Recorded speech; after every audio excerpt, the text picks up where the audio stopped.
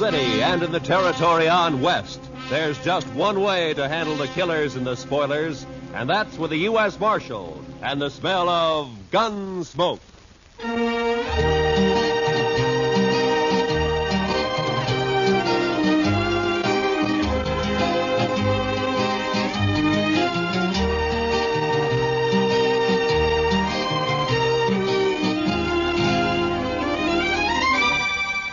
Gunsmoke, starring William Conrad.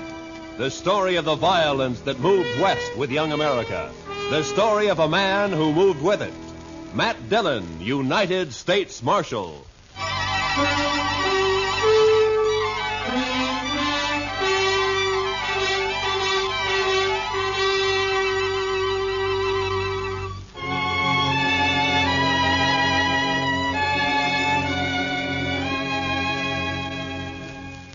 It was the dust. The heat was bad enough in Dodge City, but out on the plain, it was the dust. The sun was a burning red-brown chip in the sky, and the sweat on a man never had a chance to drop. It was blotted and dried with dust. Doc, Chester, and I had ridden to old man Gore's place 10 miles out. He'd had some trouble with one of the hands. Fella had gone loco with liquor and had been shooting up the cattle. We found him, stripped naked nearby on his haunches, crying, drunk over a parched water hole. Doc had got him to bed and fixed him up some. And now we were heading back for Dodge. Darn horse. Seems he's just bound to stomp all the dust in Kansas in my eyes. Maybe the marshal will buy you a camel, Chester. This keeps up, we'll all buy camels. I remember the time back in Waco when I was just Doc, a small... Chester, boy. You see something ahead on the side of the trail there? Yeah, maybe. It looks like some poor calf strayed off and dropped. I don't think so. It looks like a man. Come on.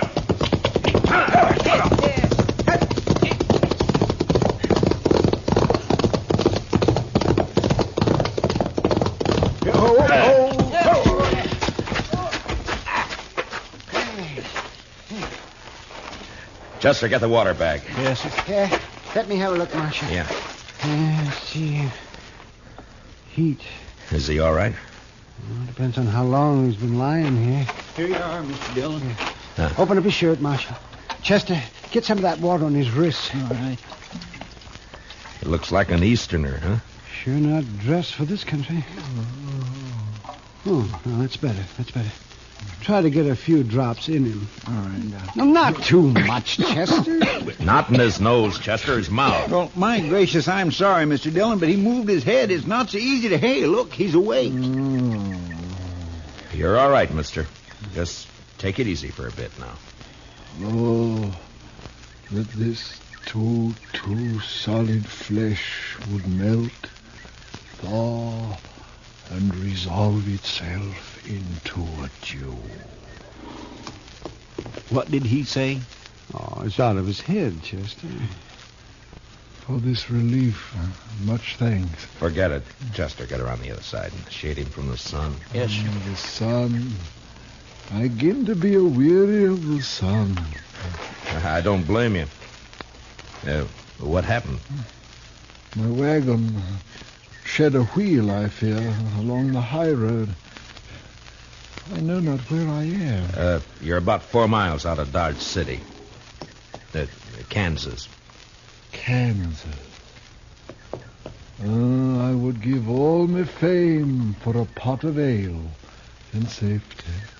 We better get him to town quick. He's in a bad way. Still there. You think you can make it on a horse? We'll take him into Dodge.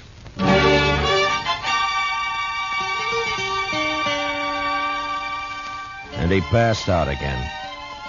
We tied him across Doc's horse. Doc and I doubled up, and Chester rode behind. The stranger was a tall, skinny man with a face like a friendly mule. Big hands and thin wrists stretched out from his sleeves. He had no papers on him, nothing. And until he woke up, we wouldn't even know his name. Doc settled him down in the back of his place, and he was still asleep when Chester and I rode out to where we figured he'd left his wagon. Wasn't hard to see when we found it. What color wagon would you call that, Mr. Dillon? Puce, Chester. Puce. I guess so. Seems to be some writing on the side there. Yeah. Oh, Irving Henry, Thespian supreme, disciple of the immortal bard. I should have known he was a religious man. He's an actor, Chester, the immortal bard. Shakespeare, William Shakespeare, wrote plays, poems. Hi. But You think he let the horses go, Mr. Dillon? well, I was wondering that. Seems to me he'd have ridden for help instead of trying to walk. Horses couldn't have got out of the harness themselves. Let's take a look at the wheel. Wish we could wait till the sun goes down. It's going to be awful hot work, Mr. Dillon.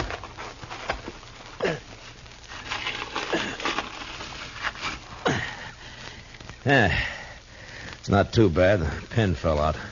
Must be another in the box at the back. Take a look, will you, Chester? Yes, sir. I'll prop the wheel up here. Now. Mr. Dillon, Yeah, can't you find it? will you come here a minute? What's the matter?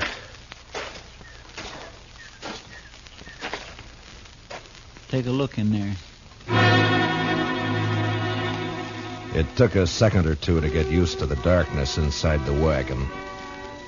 And then I saw the hand sticking out from behind the trunk. You didn't have to be the doc to know that it was a dead hand. The body was of a man about 40. He was dirty. And in a greasy, torn waistcoat, I found a pocketbook with his name. Sam Matchett. And that was all. Below his left shoulder and his back was a patch of dried blood. And in the middle, a bullet hole. We got the wagon wheel on, hitched up our horses, and drove into Dodge.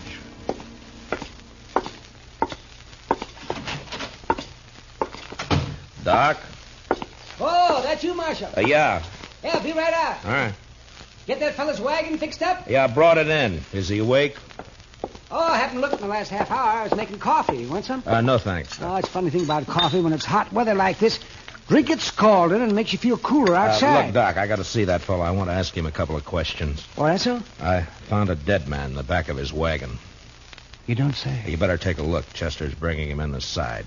Oh, sure. You want to go on back? Yeah, thanks, Doc.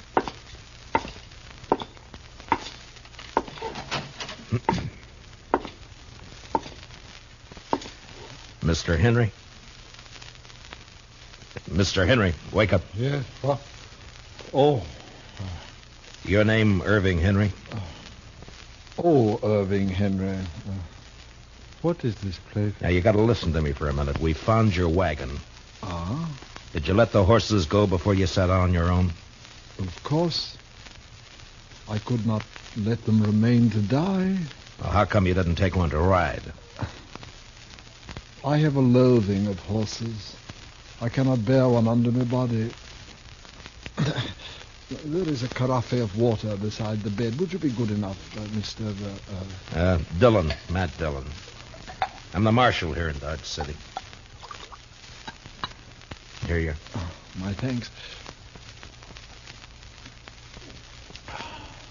Now, what were you doing with a dead man in your wagon, Mr. Henry? A dead man? A dead man shot in the back, lying in your wagon. This is very midsummer madness. I won't argue about that, but I'll thank you to answer my question. But it is impossible. It isn't true. I say it is. You lie in your throat if you say that I'm any other than an honest man. Look, mister, I didn't say you weren't honest. You're an actor. And you got a fine way of saying things, but murder's murder. I don't care how you say it. Now, I'm asking questions, and I want straight answers. Your pardon, sir. What you tell me, in truth, if it were played upon a stage, I would condemn it as an improbable fiction. I swear to you, I know nothing of a body. Did you come through Hayes City? Yes. Do you know a man there called Sam Matchett? No. You had no trouble in Hayes City.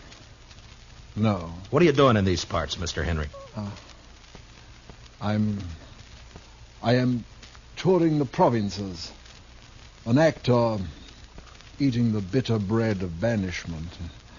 And my talents are not taken for their worth in the East. And therefore, I bring the immortal bard to the hinterlands. And now, sir, that the interview is ended, pray give me leave to depart. I'm sorry, I can't do that. You'll have to stay until we get this thing cleared up. Mr. Dillon, Doc would like to see you. All right, Chester.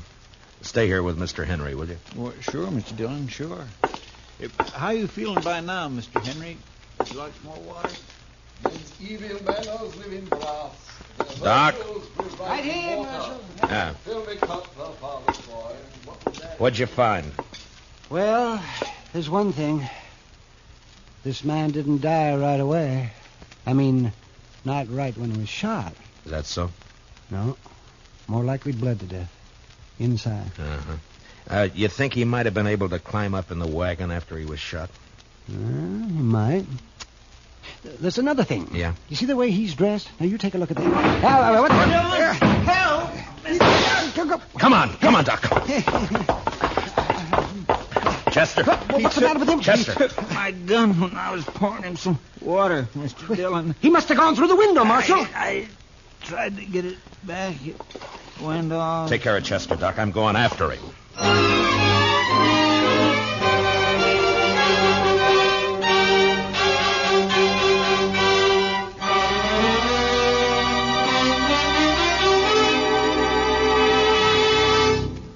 We will return for the second act of Gunsmoke in just a moment. But first, do you know how old the school building in your community is? If it's over 25 years old, the chances are that it's woefully inadequate to the present demands on it.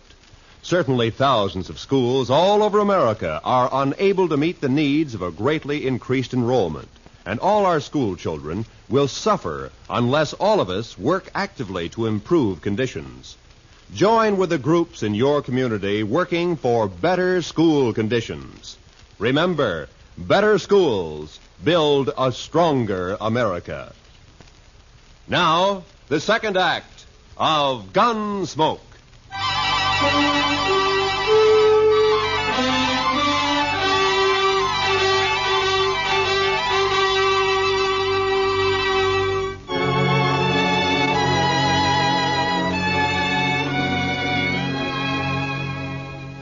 When I went out of there, I didn't know how badly Chester was hurt. There was a lot of blood on his head and over his face. It was nearly dark outside, and the street was empty. It was supper time. I could see the women through the windows getting food ready. The kids were inside, too. Sure looked peaceful. But with Henry out with a gun, well, that wasn't a good thing to have running around loose in Dodge.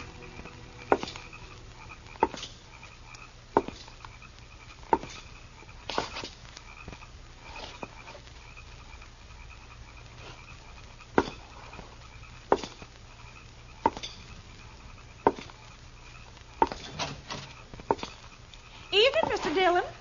Did you see a man run down the street, Miss Fletcher? Why, no. Well, you better get inside and lock your door. Don't come out again. There's a killer loose.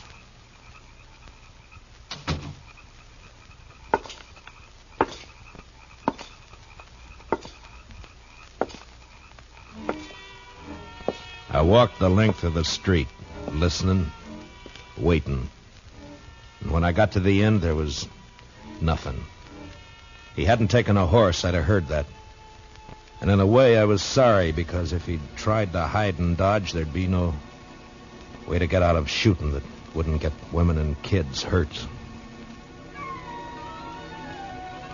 A breeze came up and swirls of dust flew around, and then settled as the air became still and hot again. I went back to Doc's place.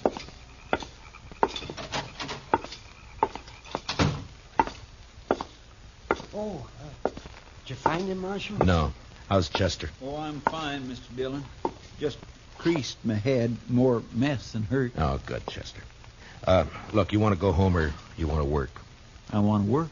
All right, go down to the office, get yourself another gun, and round up some men, many as you can. As long as Henry stays in town, we're in trouble. Now keep your eyes open. Meet me back here. Yes, sir, Mr. Dillon. Take my gun with you, and if you see him, watch out. All right, now get going. Yes, sir. Now, Doc, I'm going to have to make you a deputy, too. Well, maybe instead of digging out bullets, I'll be putting some in. It's not funny, Doc. Now, come on. All right, we'll start here. I'll take this side, you take the other. Get the men to go through their houses and tell them to look for their horses. Tell them what's happening. By 10 o'clock that night, as far as we could tell, Henry hadn't left town. There were plenty of places for him to hide, though. We had 50 men out searching. Chester and I were working along back of the express office. There were a couple of houses there we hadn't covered. You wouldn't think a man like that'd be a killer, now would you, Mr. Dillon? I never saw a man yet couldn't be, Chester. Depends on your reasons for killing, I guess. Now, let's take a look behind these boxes. Huh?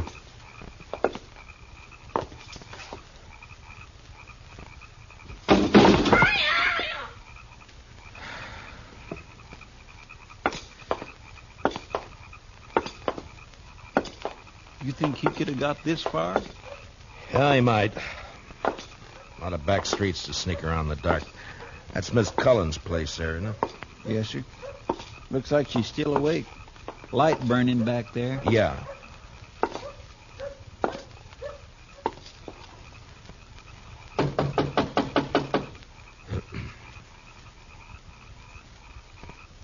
Seem a bit cooler to you tonight, Mr. Dillon? Yeah, a bit.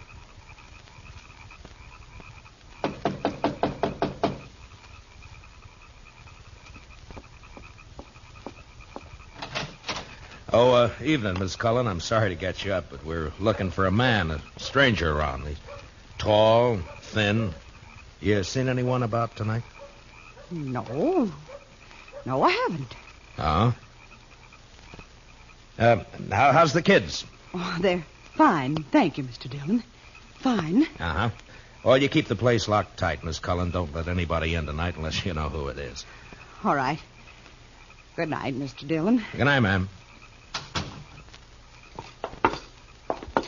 Well, now that's strange. She didn't even say hello to me, and I know her better than you do, Mr. Dillon. Chester, round up the others. Get them over here. I don't know why she... He's in there with her. I think he's got the kids in the sleeping room. Oh. Sent her out to get rid of us. Now, I'm going to try and get in. Don't do anything when you come back. Just put the men around the house. Yes, sir.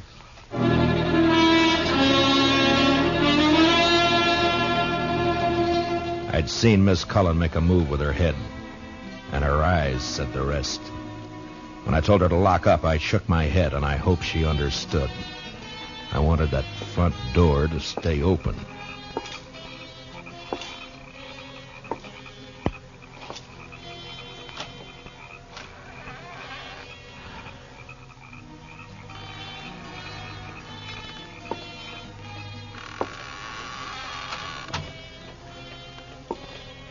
Keep my promise as soon as I can. He was in there, all right. I could hear him.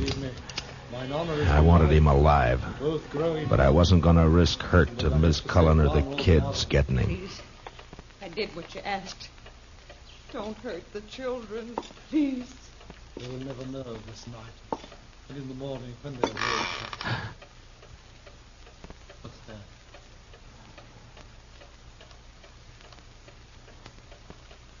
You said you locked the door after you. No, don't. Don't. I shall keep the pistol turned to the girl's head, madam. Someone is here. They try to take me.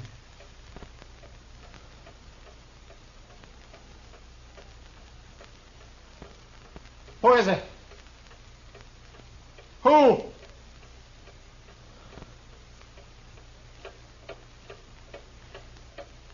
Mr. Dillon, go away. Please. He'll kill us. You lied. You lied.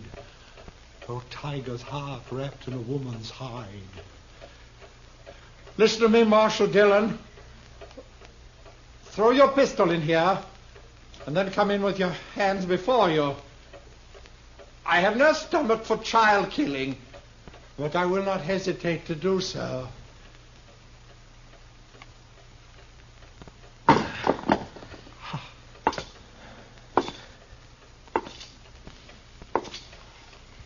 Now give me the gun, Henry.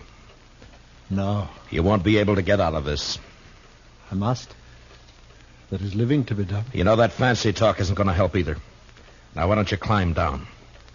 What happened to Matchett? Nothing happened to Match. Why'd you kill him? I didn't.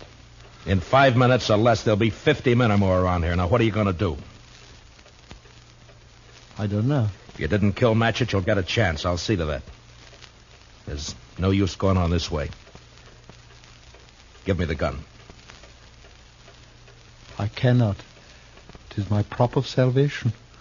No gun is salvation to anybody. Put it down. You must tell the men to go away, Marshal Dillon. I'll have to take one of these children with me for my protection. No! Shed a tear for me, madam. I have the greater need. You do a lot of talking, mister. I'd like to see you turn the gun away from that kid's head. That'd take more than talk, wouldn't it, though? I have no skill with such a weapon. Why should I match with you? I want to live. You're going about it the wrong way. The smallest worm will turn being trod upon. Meaning? You gave me no choice when you brought me here. Would have been better to have left me lying in the dust.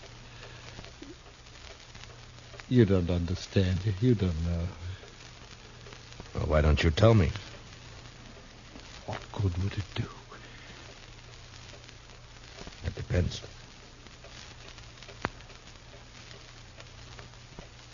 My life has been the theater.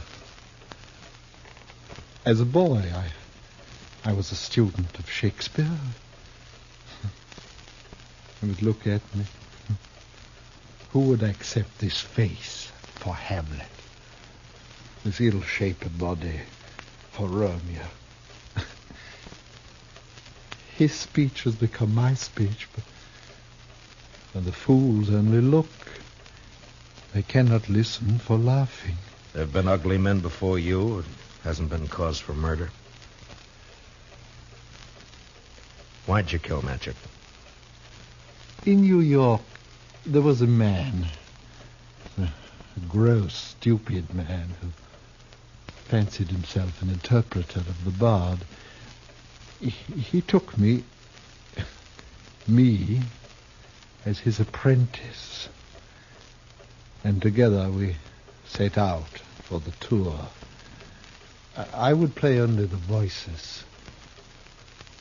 Never Richard, never Henry, never Lear, only the voices. Whilst he, stumbling, drunken, he muddled and tore to a tatter the words that I should have spoken.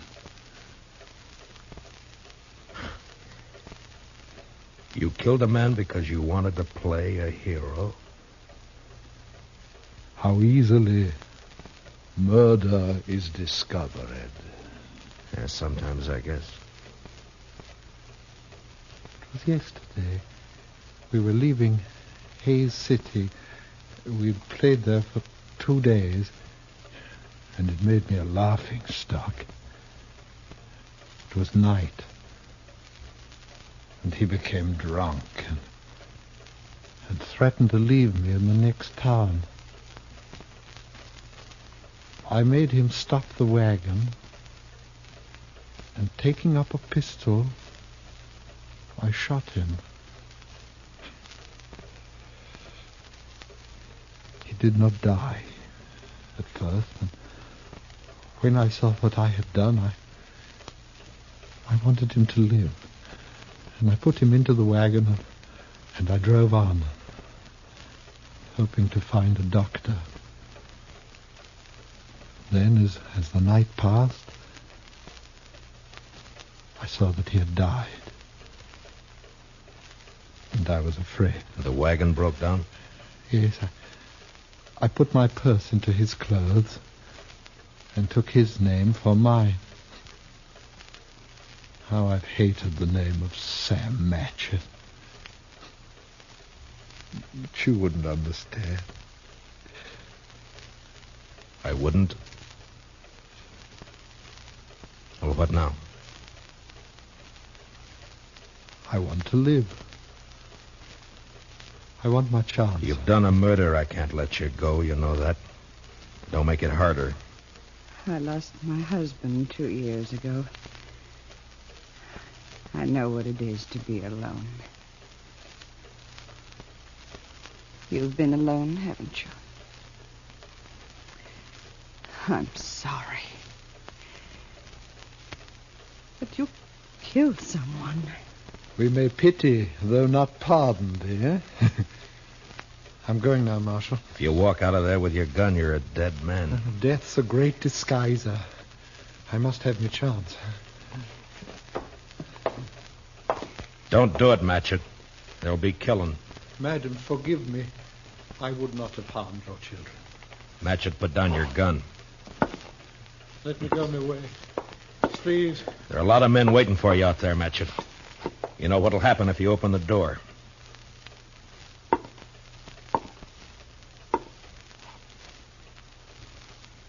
Don't do it, Matchett.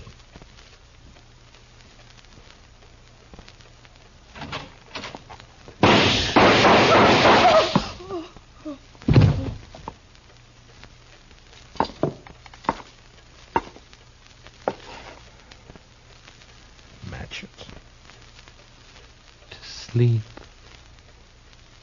perchance to dream. Aye, there's the rub. For in that sleep of death, what dreams may come.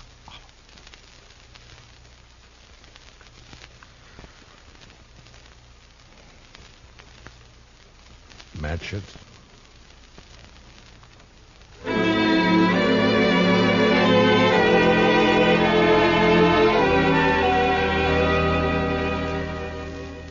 He knew he was going to die. The minute he opened that door, he knew it. And maybe he wanted to, because he fired first, a single shot. We buried him in back of the church, and I found some words in a book to put on his grave. He that dies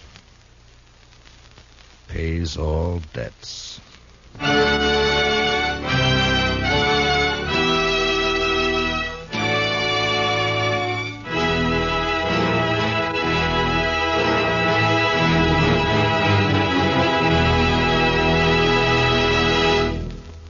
Gunsmoke, under the direction of Norman Macdonald, stars William Conrad as Matt Dillon, U.S. Marshal. Tonight's story was specially written for Gunsmoke by Anthony Ellis, with music composed and conducted by Rex Corey.